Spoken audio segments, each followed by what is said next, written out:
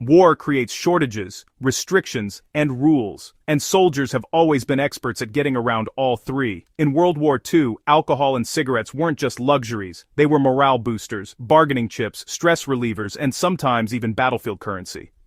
Commanders tried to crack down on contraband, but, soldiers found ways to smuggle their favorite drinks and smokes behind the lines anyway. These 7 brands became legendary not because they were the best in the world, but because they were the hardest to get, the riskiest to move, and the most treasured in the trenches.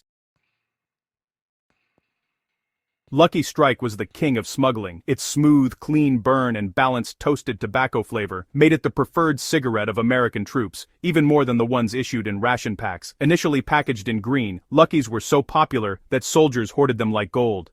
When troops pushed into North Africa and Italy, Lucky Strikes became powerful trading items. Soldiers sometimes hid them in helmet liners, under spare socks, or inside the lining of their field jackets to keep officers from confiscating extras. Where did they come from? Well, U.S. supply ships, British depots, French black markets, and local merchants who bought surplus cartons from sailors all played a part. Before Marlboro became the rugged cowboy brand of the 1950s, it was considered a smoother, refined cigarette. Soldiers loved the mild flavor, slightly sweet, with a lighter smoke than Lucky Strike. Because Marlboros weren't issued in large quantities, troops smuggled them in by the carton whenever they could. Some American pilots admitted to hiding Marlboro cartons under equipment panels inside aircraft. Ground troops often hid them in medical bags or empty ammo crates, places officers rarely inspected. They were smuggled from all over Allied air bases in England, PX stores in North Africa, and even civilian tobacconists in Italy and France. This American rye whiskey had a cult following among GIs. Old Overholt had a spicy, peppery bite with hints of caramel and rye grain, making it stronger and more flavorful than watered-down military alcohol rations. Officers tried to restrict liquor on the front, but soldiers always found a way. Smugglers typically poured whiskey into canteens or medical canisters. Others mixed it with soft drinks to hide the smell.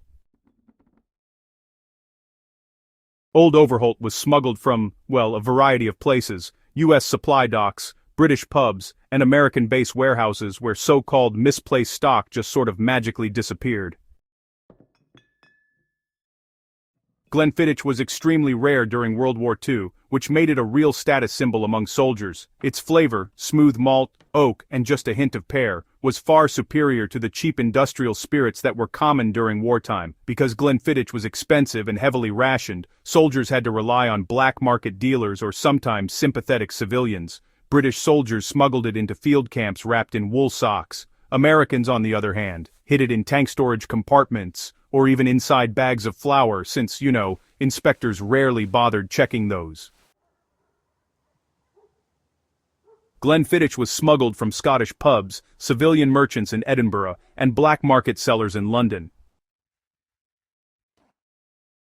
Gitanes were strong, very strong. Made with dark French tobacco, they delivered a punch of earthy, smoky, almost peppery flavor that some soldiers loved and others hated, but they symbolized being in France, and newly arrived troops saw Gitanes as proof they'd reached Europe. Because Gitanas were often sold under the table during German occupation troops in liberated villages, bought whatever they could find. Some soldiers even raided abandoned German barracks where French cigarettes had been seized. Where they were smuggled from: Paris street vendors, liberated French towns, hidden caches in basements and abandoned shops. In the Pacific Theater, sock was contraband for a different reason. It belonged to the enemy. Some American Marines and soldiers discovered bottles in captured Japanese camps, villages, and supply dumps. Sock's flavor, mild, slightly sweet, warm, and smooth, was a comforting break from the harsh realities of jungle warfare. Carrying enemy alcohol was technically forbidden and could lead to discipline, but, many soldiers took the risk. They hid sake in empty fuel cans, water containers, and even buried stashes near foxholes for special nights. Sake was smuggled from Japanese outposts, civilian homes in Okinawa and the Philippines, and abandoned storehouses in island villages. In North Africa, Allied troops sometimes stumbled upon abandoned German supply trucks filled with schnapps, the traditional German fruit-based spirit. Popular wartime varieties included peach, apple, and herbal schnapps. The taste ranged from sweet and fruity to sharp and medicinal, depending on the batch. Soldiers smuggled schnapps because it was plentiful in captured German camps and tasted far more interesting than standard rations. British and American troops often hid bottles inside sandbags, fuel drums, or even tank treads. So, where was it smuggled from?